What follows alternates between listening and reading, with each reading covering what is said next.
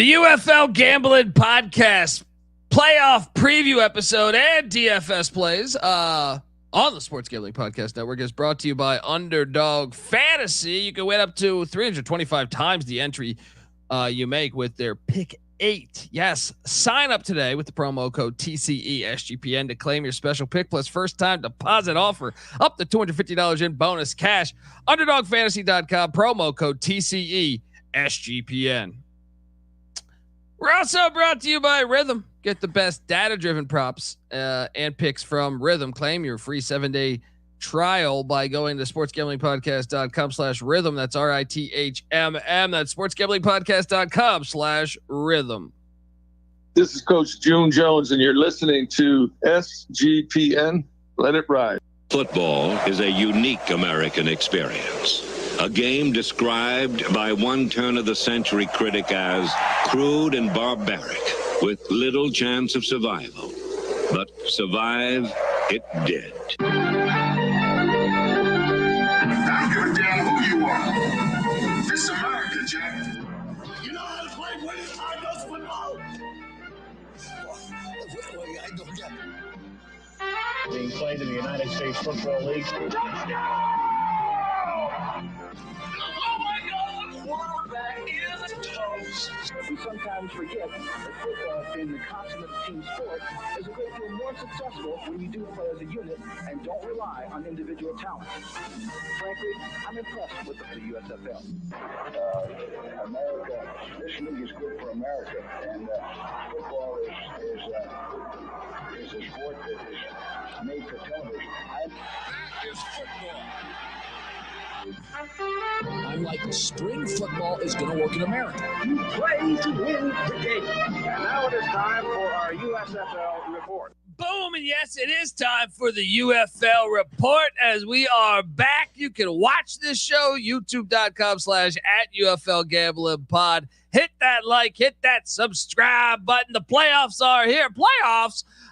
We are ready to roll. We got 2 games loaded up for this weekend. DFS roster, all UFL team announced, coach of the year announced. We're going to talk about it all. But first, you're probably wondering, who is this maniac screaming at you? And that's fair. My name is Colby Swiggin, Database Dan, a.k.a. Pick Dundee. That's not a pick. This is a pick. He was raised in the land down under, where a man thinks on his feet, speaks with his fists, and lives by his wits. When Dundee happened, he was a superstar. Nobody knows nothing. Somebody knows. Double the price. But no one touches Dundee. Oh, I knew about Bryce Perkins. It's a good story. Little 2-week run of glory. It's like in '87 with the Scabs when the Redskins had Ed Rupert come in at quarterback and Anthony Allen, and they beat the Dallas Cowboys when they crossed the picket line. Danny White couldn't handle it. I know the bet detective knows what I'm talking about. Yeah, look, Danny White, punter and quarterback. I am joined by my co-host, the host of the Bottom Line Bombs podcast. Give it up for Scumbagger Vance, a.k.a. CJ Sullivan. How you doing, buddy? Good, buddy. Good to see you. Yeah, Danny White was also a punter, like a la Randall Cunningham, who could punt, pass, and kick. No Scott Milanovic, too, buddy. Yeah, Scotty Milanovic. Yeah, buddy. Look, we're also joined by third man in the booth, the host of the Old Fashioned Football Podcast and the CFL Gambling Podcast, which kicks off tonight.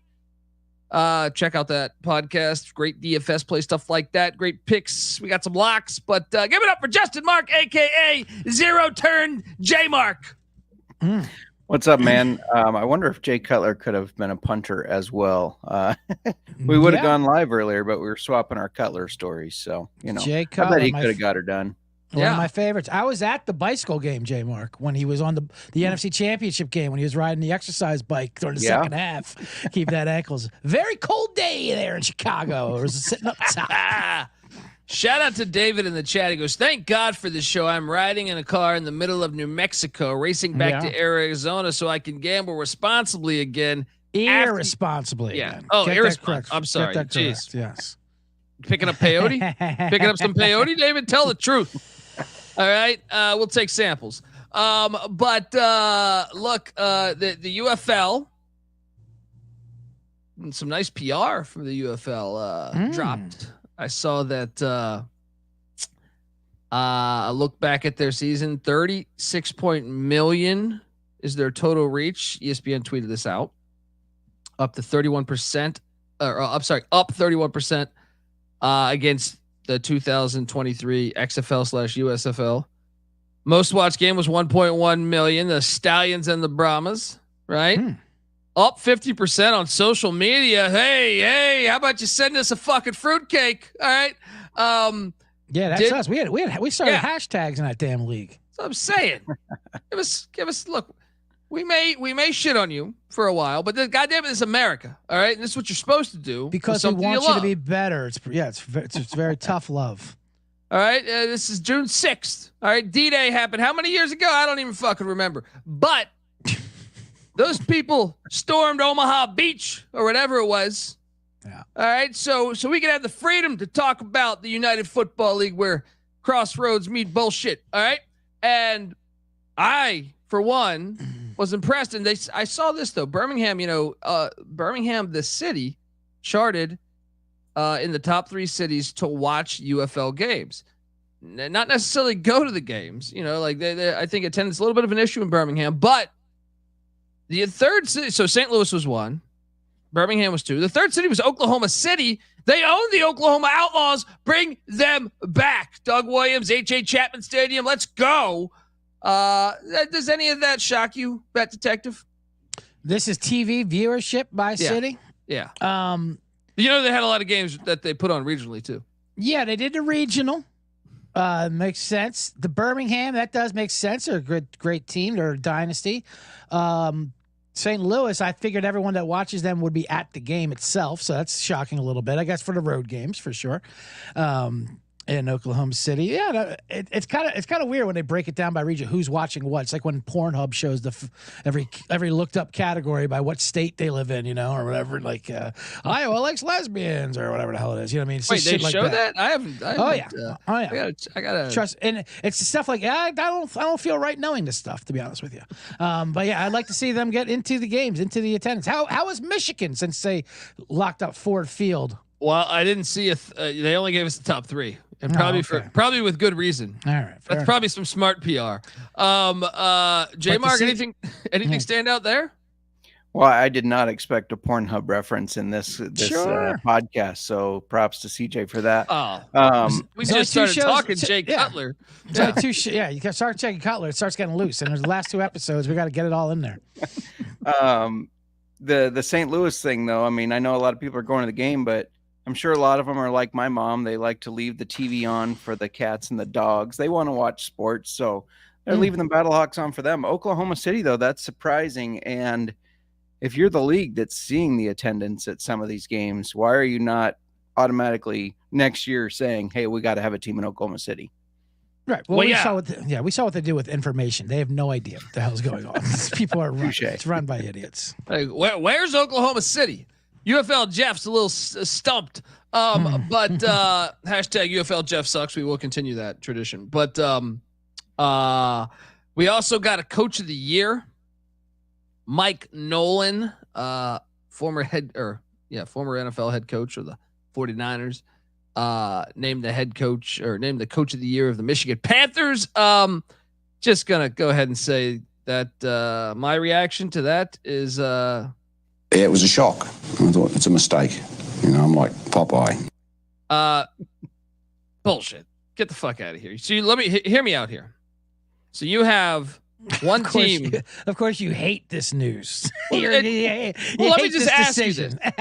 Let me just ask you this. All right, tell me who your candidate is. No.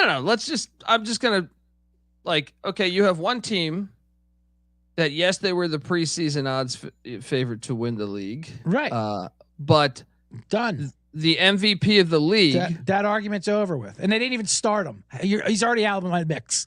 He doesn't even start Adrian Martinez for half the goddamn season. How smart of a coach is he? Get him out of here. Well, I was talking about how last year Alex McGough was the MVP of the league. Yeah, he goes to the Green Bay Packers. Right. So not only that, Bo Scarborough decides to retire. Thaddeus Moss retires. Scooby Wright, one of their best defensive players, out for most of the year.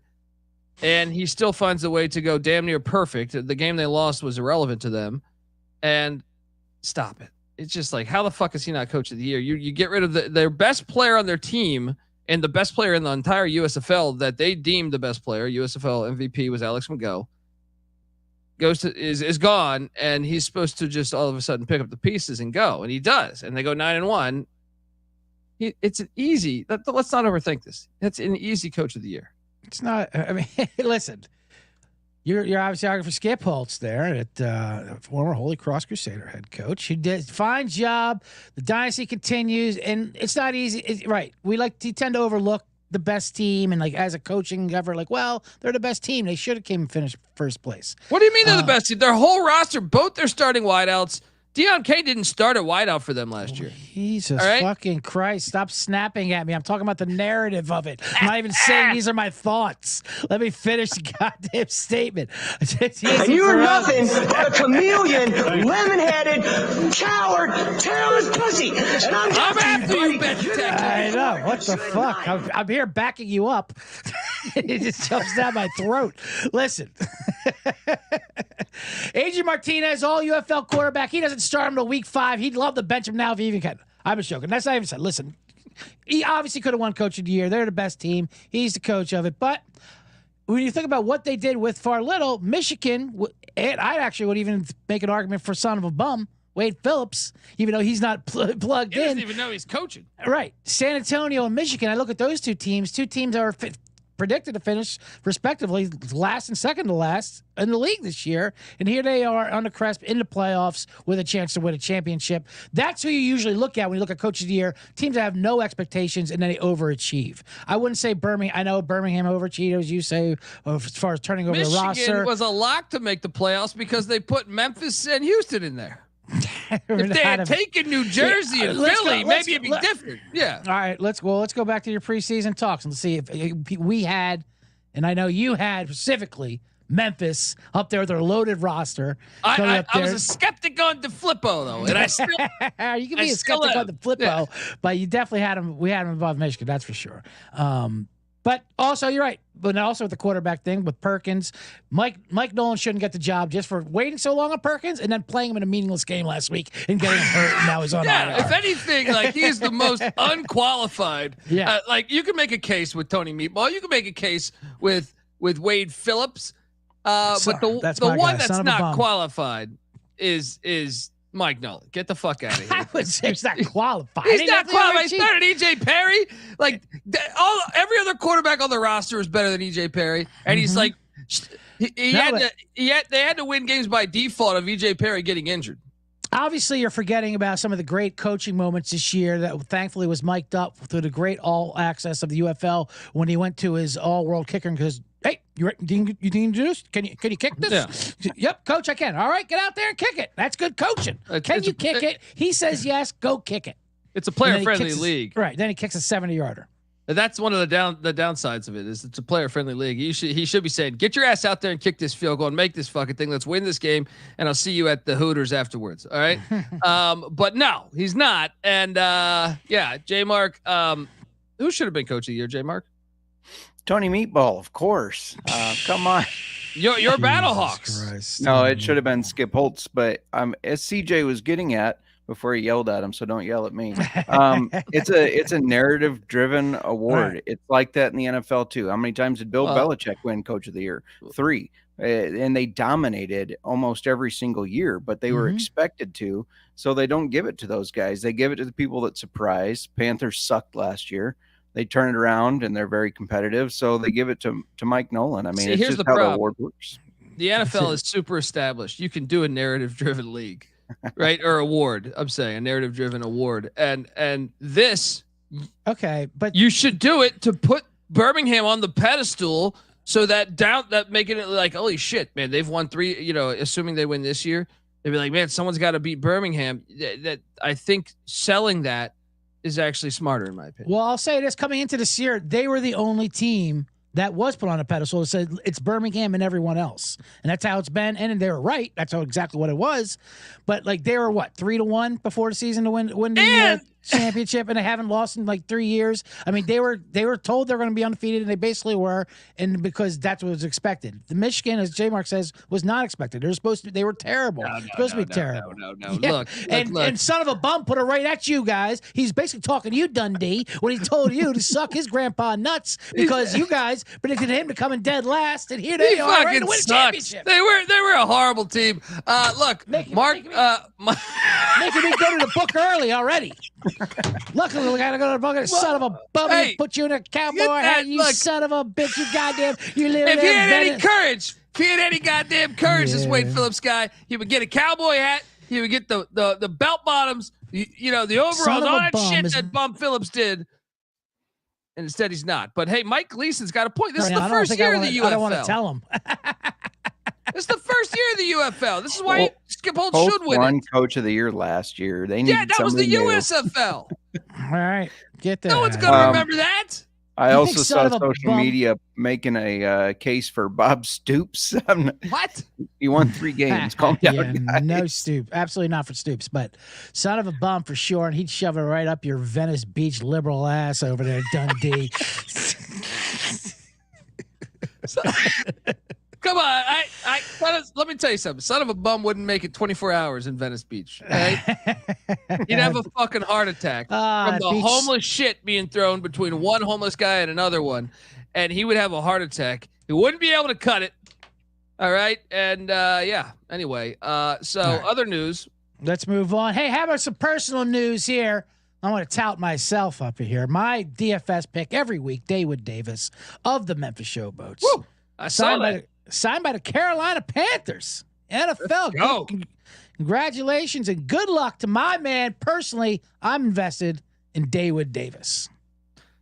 Love it too. I saw PJ Walker, also former spring football quarterback. Not a big PJ Walker fan, but David Davis, I'm all on board. Let's ship all in. That's because you hate Temple. All right. Paul Palmer, baby. Other news. Was there other news? I don't even fucking remember. Bryce Perkins. He's out for the year. Drunken Irishman says, believe Bryce Perkins is going to have Michigan take down Birmingham. Not true. He would have. Not true. Your coach of the year decided to play him in a useless game. And now. Let's get into that. Speaking of which, I was thinking about this more and more about how that game was useless or meaningless. Drunken Irishman, he's out for the year. I'm sorry. Continue, CJ. Well, the year is this week, so he's out for the year, all right. Yeah. But no, how it was worthless because even if Michigan did win, they couldn't get home field advantage because of the scheduling conflict of the graduation of Fort Wayne Community College. Is that what it was? Correct. Either right or. I thought it was Wayne State Community College. Wayne State makes more sense because it's Michigan, right? Not Fort Wayne's Indiana. There's no other venue they could go to. I don't understand. They couldn't get a goddamn high school stadium up there, Michigan something. Yeah. Did they call around? What's going on with the fucking travel sector? All the venues are locked up in Michigan. We're like, we just got to go to Birmingham where nobody goes. Can The Rock pull some strings here? Can we get? I mean, what is going on? Okay, well, what's Wayne doing with their damn their football stadium? Well, I mean, I don't understand this.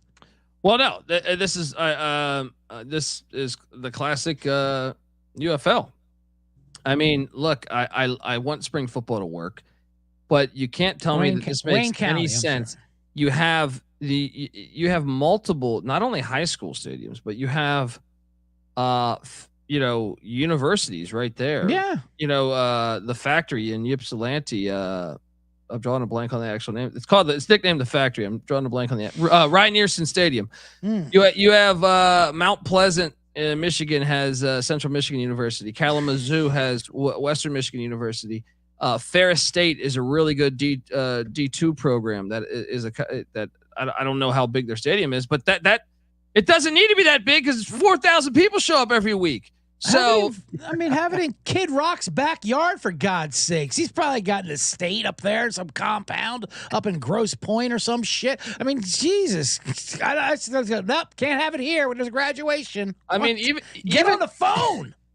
Even East Lansing. I don't know what I was doing this past week, but I stumbled upon there was a UFL that was in the late 2000s. Marty Schottenheimer coached the Virginia Destroyers. There was a team that played out of East Lansing at Michigan State Spartan Stadium. That's not far from Detroit. There's a lot of answers you could do here. Obviously the big house, but I think that'd be a stupid idea. But a lot of the other ones, I don't understand how they dropped the ball there.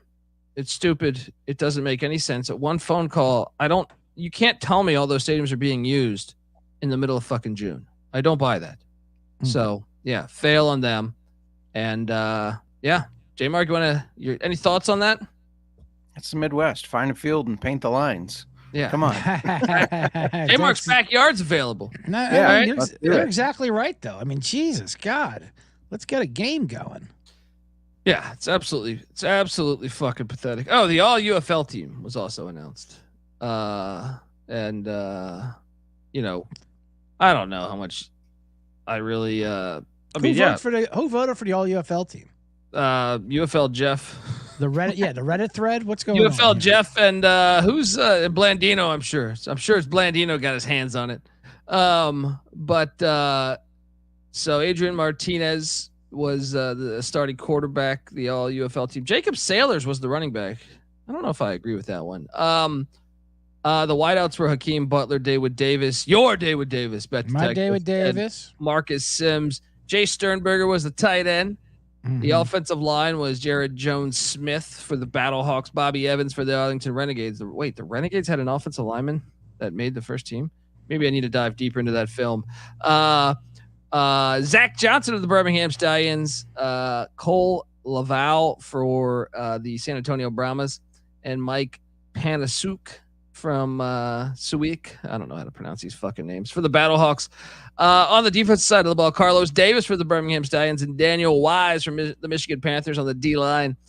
The linebackers, Chris Odom from the Roughnecks, Breland Speaks from Michigan Panthers, as well as Tavante Beckett from the Brahmas, Willie Harvey from the Battlehawks, defensive backs, DeAndre Baker for the Defenders, Nate Brooks from the Michigan Panthers, AJ Harris for the Renegades, safety Kai Nakua for the Panthers, AJ Thomas for the Stallions, Jake Bates, the face of the league, of course. He was the kicker, all first team. Marquette King, who did a special performance after the last game at Choctaw Stadium. He's their punter. Long snapper Jordan Ober from the Michigan Panthers. Can't forget him. And Chris Rowland for the DC Defenders. Who got snubbed here? Well, that's a good question. I will say shout out also to Chris Garrett, who won Special Teams Player of the Year for J Dub's Battlehawks. He blocked 2 punts this year, one of those unsung heroes. You feel like anyone got snubbed? I mean, I guess there's some questionable things. Running back, I think. Yeah, I was gonna say running back, even receiver. I mean, Sims did have a good year, I guess. I mean, more of a couple good games, but I guess that's with the UFL. It's hard to have any consistency. As far as running back goes, I mean, I think McFarland's the best in the league, but he played like 2 games, so you can't give him that award. No, you can't give him that. So Sailors, I'm okay. Mark Thompson almost led in touchdowns. Mark Thompson, great tweet over the weekend, the week. Shout out to Jordan in the chat. He goes, "My spring football guy T-shirt is on the way." Fuck yeah! Get on over to the SGPN merch store. Get yourself a spring football guy T-shirt. Those things they lead to studies have shown that they definitely lead to your chances of getting ass are going to go up, just skyrocket through the roof. But look, folks, you're listening to the UFL Gambling Podcast. We are part of the Sports Gambling Podcast Network, and we're giving away $100 cash and a $100 SGPN gift card because the NBA Finals are tipping off this week. So we're giving away all that to the listener who wins our NBA Finals prop contest. Head over to sportsgamblingpodcast.com/NBA Finals to enter.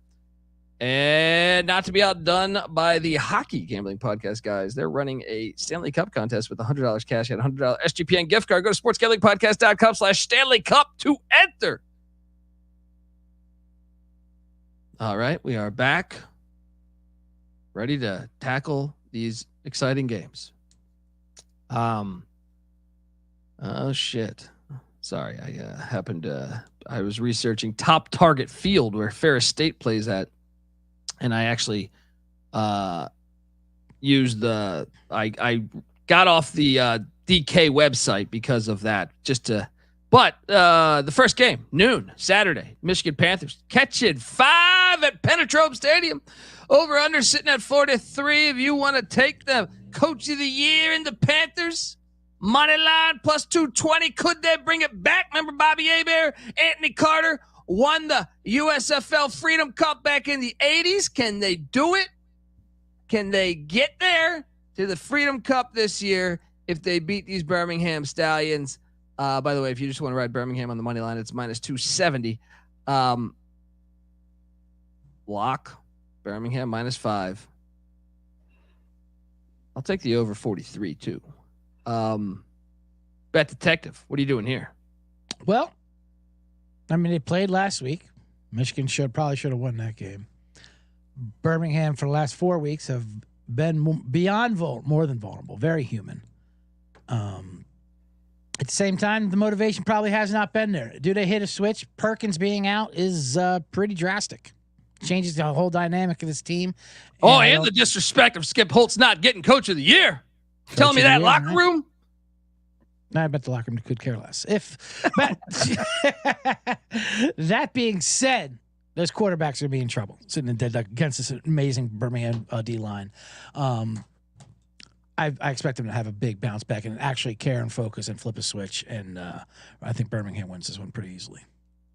Yeah. Over? You like the over too, right? 43. Love the over. They're going to score in the 40s by themselves. Michigan's defense is just not what it was beginning of the season as well, or for the last year. I think Adrian Martinez has a big game. I think Birmingham just in general has a big game. They're going to score over 30 points. So yeah, with that in mind, you have to take the over 43.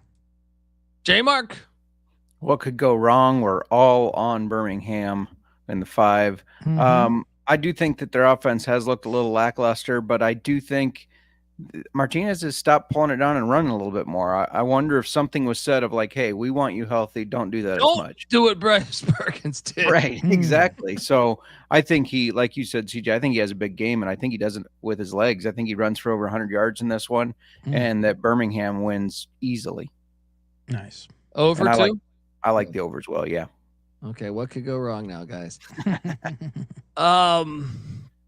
Yeah. All right. Before we get to Sunday's action, I want to tell you that the UFL Gambling Podcast is brought to you by Underdog Fantasy. Pick 8 is now live for the NBA Finals. Create entries with up to 8 picks, and Underdog will automatically double flex entries so you can miss up to 2 picks and still win your entry. With more picks to make and extra ways to win, the excitement is higher than ever. The best part, you can win up to 325 times the amount of money that you originally put in. And you can now use specials on Boost on all flexed entries. What are you doing? Don't miss your chance to try it out before it's gone. Sign up, and when you do, sign up with the promo code TCESGPN to claim your special pick plus first-time deposit offer up to $250 in bonus cash. UnderdogFantasy.com, promo code TCESGPN. All right, we are back, and now we go from Penetrope Stadium down to that filthy Battle Dome in St. Louis. The San Antonio Brahmas, son of a bum, is heading in there to St. Louis to take on the Battlehawks. The Battlehawks are laying 3. The over-under's at 44. The money line for the Brahmas is at plus 140. If you want to ride son of a bum, Tony Meatball, if you just want to take the money line, you don't want to lay the 3, minus 166 for those Battlehawks. Yeah. I like the over here. We just saw a defensive struggle. I'm convinced that Dwayne Johnson has emailed both these teams, especially since he's the owner of the Brahmas. All right, that's his team. He says, guys, we need points. Points sell. I want points. You don't come to see San Andreas without explosions, damn it. All right. So I think the over 44 is the best play here, but I will also take the Battlehawks -3 in the Battle Dome. They're not going to lose at home. Tony Meatball might have some moments where he scares you. Battlehawks win by 4. Lay the 3 and give me that over. Love that over. Bet Detective, what are you doing here? I'm on the opposite of both ends there. I've been riding the San Antonio team recently. I love their defense. I love their defensive line. This is the third time they're playing because last week was a meaningful game, unlike the other game. Even though it looks like both games they were trying anyway. Even the Michigan Birmingham game, but just common logic says when a team plays each other for the third time in the season, you want to lean under. They know each tendencies. It's going to be more of a rock fight. McCarron is not healthy. I mean, he's back, but he's not the full range McCarron. And with that defensive line, it's going to be trouble. He should have won last week. Could have been a steal, whatever, sneak. This is when it's going to be on the line. Horrible home. I mean, obviously, great home field advantage for St. Louis. Tough place to play, but they were just there last week. They're not afraid of it. At least they have, nothing's going to shock them going into it. I'm riding this defensive line, this defense. I'll take the 3 points. I'm also be taking them on the money line and the under 43.5, 44, whatever it is. Son of a bum. Should be our coach. Let's talk about this a little bit. Son of a bum in 93 took the Denver Broncos to the wild card. Took it to the first round of the playoffs, and the Raiders took him down. Then in 98, he was the head coach of the Buffalo Bills. 10-6, great regular season. Oh no, when he mutes himself, he accidentally mutes himself. I don't even like telling him because it's such a relaxation, such a good breather we get. It seems like. But he loses in the first round to Jimmy Johnson. And then he starts Rob Johnson over Doug Flutie in 99 after they go at 11-5, and they lose to the Tennessee Titans in the wild card game. Special teams. Kevin Dyson, Frank Wycheck. He's just a guy that, to me, he just in the big spots. How about when he was with the Cowboys in 07-08? He gets the bye. Great regular season. Only lose a couple games. And what happens? Eli Manning and the Giants upset them in Texas Stadium there 21-17. And he's got a knack for it. It happens here. Now let me hear Tony Meatball's big spots and when he's done. He was playing tight end at West Virginia lineup. Yeah, he's setting up camp with his son Rocco over out there in Ames, and they're having their goddamn taco pizzas and shit for the kids. Don't tell me about big spots, son of a bum. You've doubted him all year. You keep doubting him in the playoffs, and he's tweeting at you personally. You and your fucking Venice Beach libtards. He's gonna shove it up there. Well, let me tell you about Tony Becht. All right, you forget that he was the tight end coach of the San Diego Fleet. All right, and they were headed somewhere. Headed somewhere. He was 7-3 last year. Third place XFL North, but 7-3. Damn it! And don't forget that he had that touchdown in the 2004 playoffs from Chad Pennington. Listen, I know him from Delran High School when he was a goddamn running tight end, and he fell flat on his face versus the Cinnamons and Pirates in the Olympic Conference title game. So don't you tell me about Tony Meatball's streak of coming up in big moments. Look, you ever been to an Italian's house where they don't go all in for the meal? You know what I mean? For the big dinner. They eat early. They eat early on Sunday. They're not going to fuck this up. They're not going to fuck this up. What time is this game on Saturday night? 6 p.m. Sunday night. Sunday. It's Sunday night? Oh, yeah. They're fucked. They have the big Italian dinner. They had that like at 2 p.m., these Italians. He's gonna be stuffed with Rizzitti and ragu. Forget about it. Are you kidding me? By 6 p.m. he's gonna be asleep. Are you kidding me? Good round, you're celebrating with your appetite. Bad round, you're using your appetite to forget about the round. I'll tell you something about appetite. It's a real fucking great thing to have. And you better believe Tony Meatball has it. He wants that Freedom Cup. Listen, you don't know these people. These Italians, they start this Sunday dinner like around 11 a.m. They're fucking crazy. You like the under too? Come on, it's Love so the predictable. Love the under. J Mark, what are you doing here? You got your future alive. It was predictable that he was going to take the Brahmas. That's his number 2 power rated team. Mm-hmm. I'm on the Battlehawks. I think they get it done. I don't think it's going to be a high scoring game either, though. So I'm on the under as well. I'm looking at something like 20-11, a weird score like that. You don't understand. They got to showcase this. They got an email. Every team got an email. And no, in the UFL, they didn't exclude Houston and Memphis and Arlington, DC. They put that shit just on the regular email blast. We need more points, guys. We're trying to sell this league. All right. The emails are in. Boom. All right.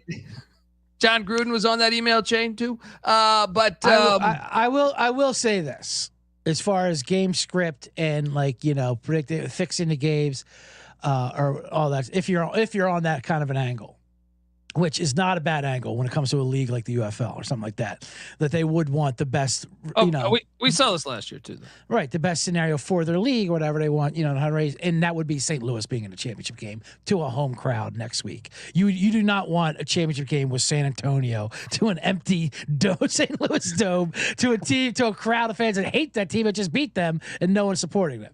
That's what they don't This want. Is a home run. Get cash tickets now. So I mean, listen, I have a St. Louis future. I know you're wearing your Brahmas hat right now, but I am. I just can't. I can't do it. You gotta get hip here. All right, lock dog. I don't have a dog, so I'm gonna say you parlay both. Mm-hmm. The lock is Birmingham against Michigan. It's next week where Birmingham loses to St. Louis and they give them another fake championship. So we saw San Antonio. Arlington got the fake championship last year. So you're on board with that, right?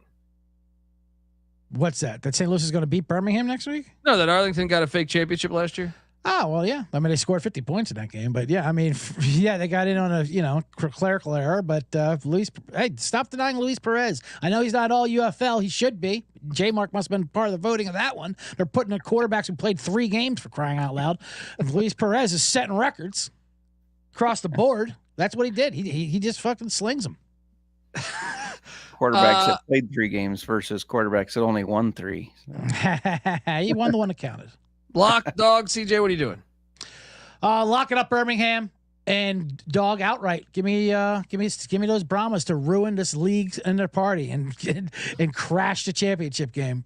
Just like that's my plan for last year. They're a team that was fraudulent most of the year with a lot of was taking advantage of the rules, if you will. I wouldn't say fraudulent like you would, but they suck. They were fortunate, but they're not that team, right? That's the thing. They're not that team they were in the first half. Happy Olympics. Doesn't matter who wins because they're all losers. They've improved every week. They're definitely on the way up for sure. St. Louis is a team that's on its way down. That's my argument for that. All right. So they're my dog outright. J-Mark? Shout out to Drunken Irishman. Going to be buying a 0-turn mower. I need a new muffler. Nice. I need a new muffler for mine. Not that you need a muffler, but you gotta buy a muffler for a 0-turn lawnmower. Well, it's really loud without it, but Christ. I'm not going to spend my money. Don't you live on like 70 acres? Yeah, I'm going to weld it. I'm not going to actually buy a new one. I'm just going to weld it back together. Yeah, my lock is Birmingham. Dog is parlaying them both together like you. That's just under 3-1. So Birmingham and Battlehawks face off in the Battle Dome next week. Bunch of sheep. Nothing like a home game. All right. Look, DFS time. All right, let's get load up those DFS rosters. We're going to get to it. But before we do that, I want to tell you that the UFL Gambling Podcast is brought to you by Rhythm. If you're betting on the NBA player props, then you need to download Rhythm. That's RITHMM. Rhythm gives you a menu of the best player props for every single NBA playoff game, making it easy to go through and find the best props to put your money on in a matter of seconds. Rhythm's predictions are backed by over 3 years of data and a team full of data scientists and quants that focus on fine-tuning their algorithm to give you the best shot at winning. Rhythm also pairs its predictions with player prop graphs. Everyone likes to see a graph. Helps you feel more confident in your picks. From superstars to bench players, Rhythm finds the best player prop lines, all backed by AI data without you needing to endlessly scroll through some sports book. So what are you doing, folks? Claim your free 7-day free trial today by going to sportsgamblingpodcast.com/rhythm. That's sportsgamblingpodcast.com/rhythm. We're also brought to you by Naira. Yes, bet the Belmont Stakes at Saratoga with Naira Bets.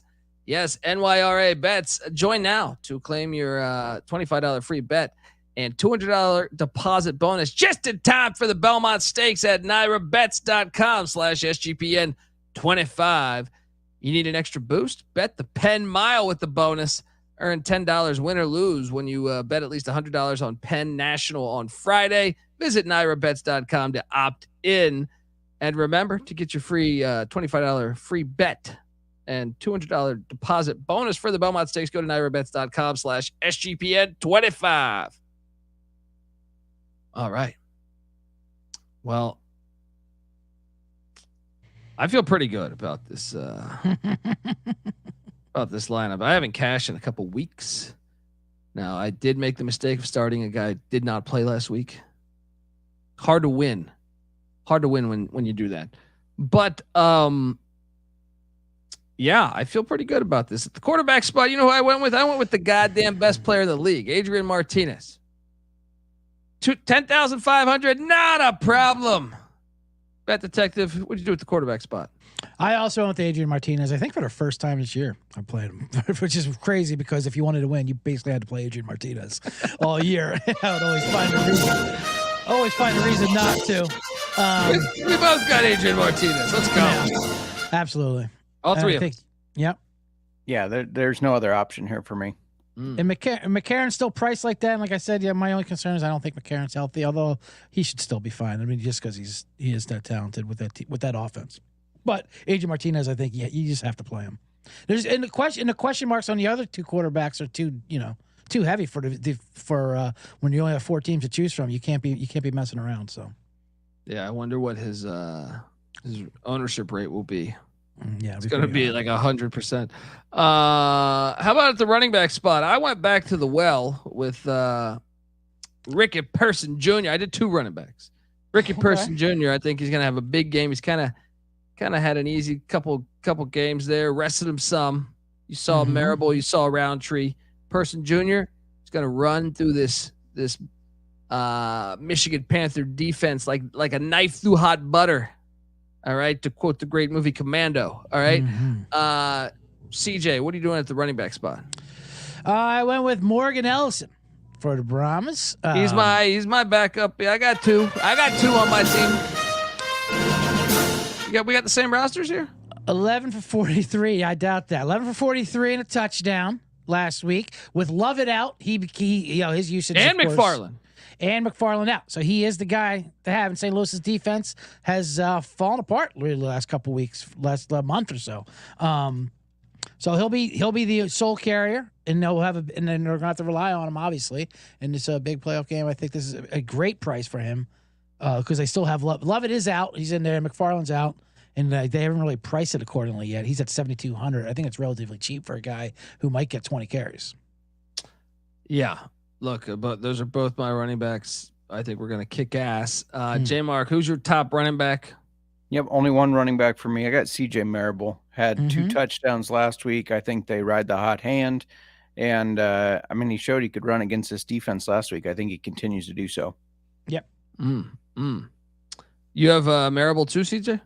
No, he's been my guy all year, and then when he got injured, he's kind of working his way back. It's tough to tell. I think it's a little platoon, but I was just agreeing with what J-Mark said. Gotcha. Well, I did the 2 tight end set, because that's real football, you cowards. And I have Jay Sternberger at 6,500 as my next play. You got Sternberger? No. I don't go to the tight ends. J-Mark's got Sternberger. I got Sternberger. Big game, Jace. Yeah, he's gonna kill it. He's gonna kill it here. CJ, who's your next running back or highest priced wideout?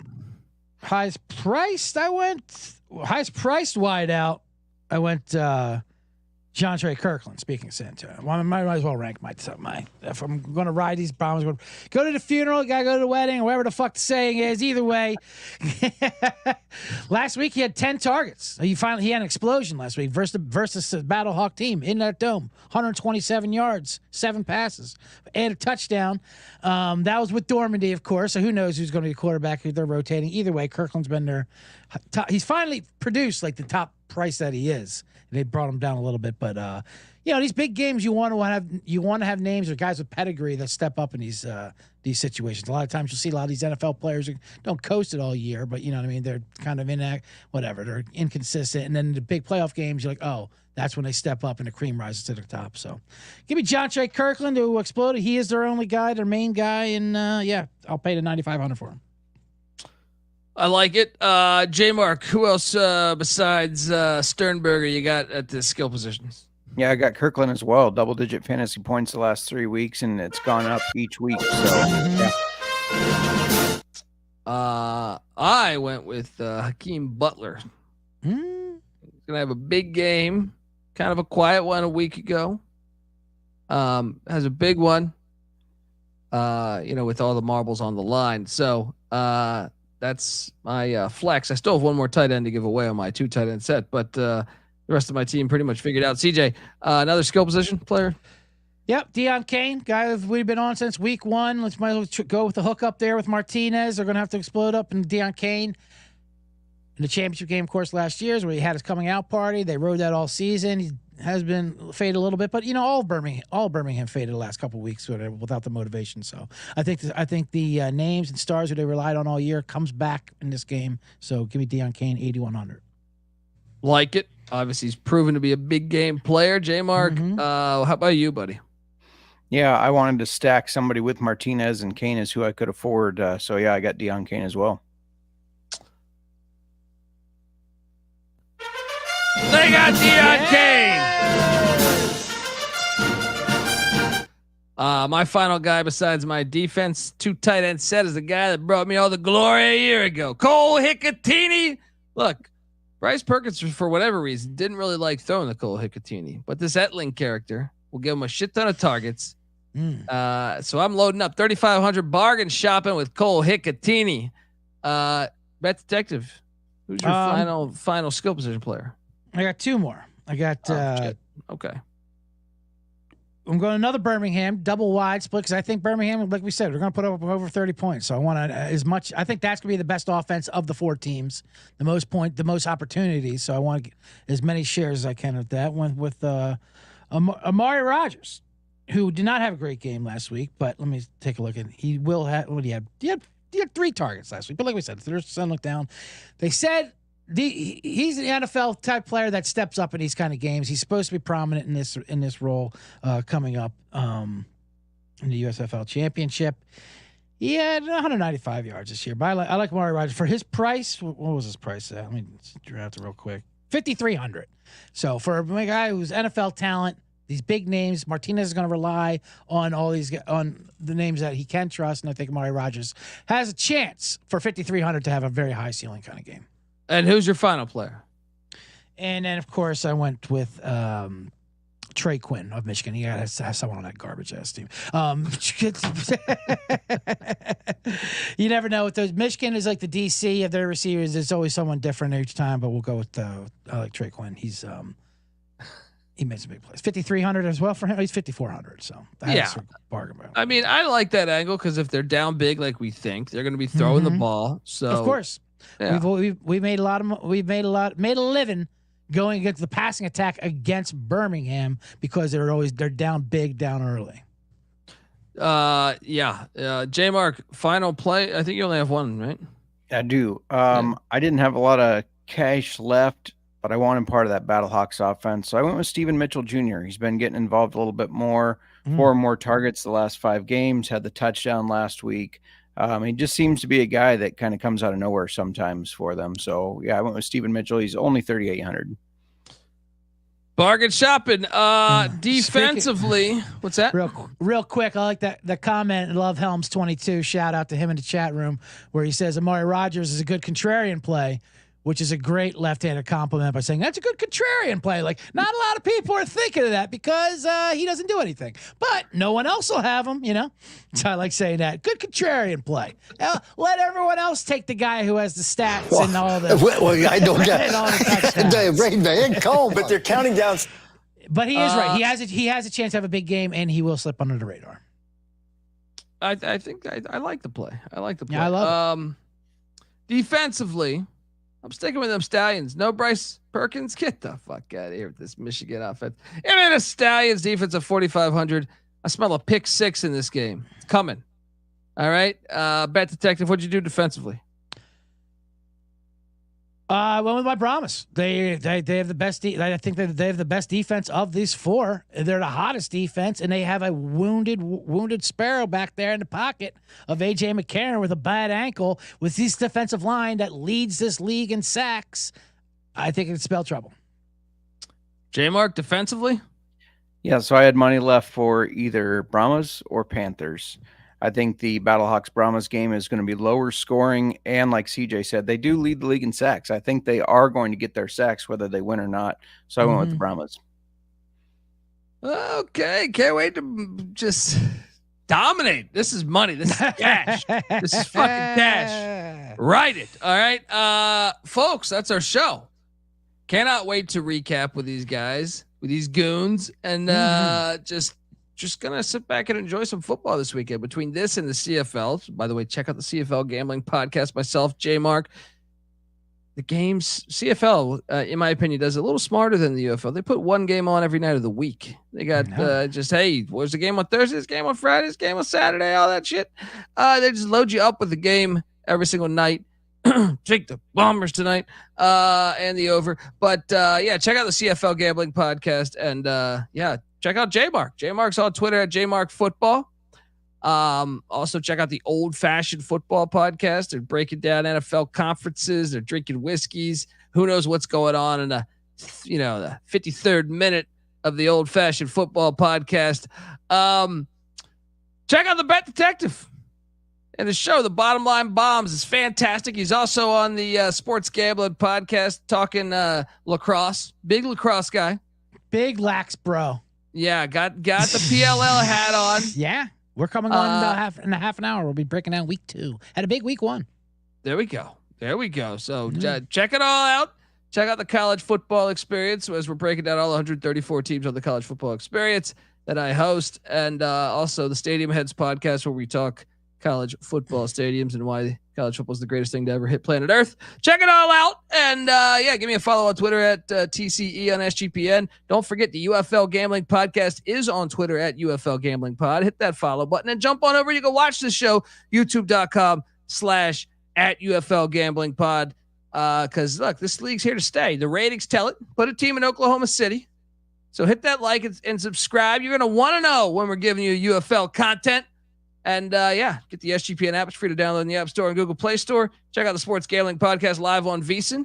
We have a little guest for tomorrow's UFL show, by the way, too, that we're doing on the SGP main feed. So check it all out. Until next time, folks, this is the United Football League Gambling Podcast, where crossroads meet opportunity. You better start thinking about yours. And we out of here. Run and shoot. We can really run and shoot. The whole team's looking and the whole world's looking with the cameras. Run and shoot. We can really run and shoot.